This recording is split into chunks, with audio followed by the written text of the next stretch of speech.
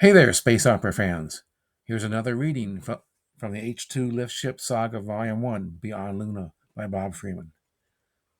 Another order from the speaker tube. Deploy the sail.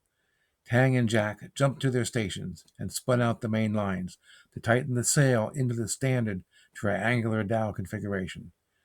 If this was a real planet with a real atmosphere, having the sail extended as they flew down the slope would be counterproductive.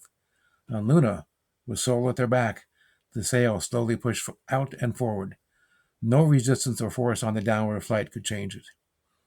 Tang heard and felt the click of the gravity sled as they turned downslope. His grip on the lines tightened, almost compressing the uncompressible ropes.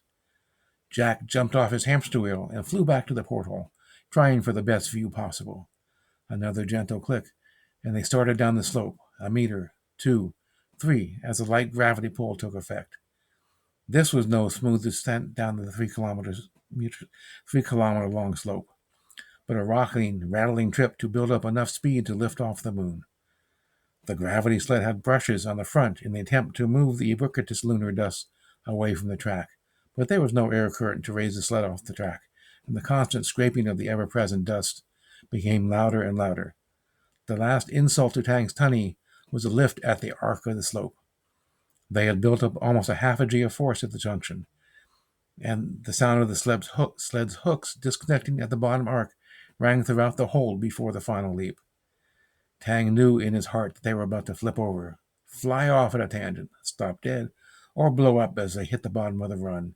In spite of these worries, it seems none of these things happened, as the gravity sled stopped dead at the lip of the slope, and the ship continued on its way, free from Luna's weak gravity grip. Only a thin stream of Luna dust followed their trajectory as they exited the jump, appearing as if there was an additional acceleration component from the sled. Jack, of course, couldn't contain his joy as he yelped in time to each rock of the ship and its launch. This didn't help Tang. Did Jack let out another joyous howl as he flew off the jump? Tang would never know, as he was lost in his fear and dread, numb to the world and the moon. The ship, now flying free in the solar stream, settled down. Tang stepped away from his station, smoothed down his fur, and turned to Jack. Must you carry on so? You don't see me acting up, do you? Jack, happy in his place in the world, just panted and trotted off to his quarters. The ship banked into the solar stream, speeding off to their next port, Nyland, California, USA, Earth.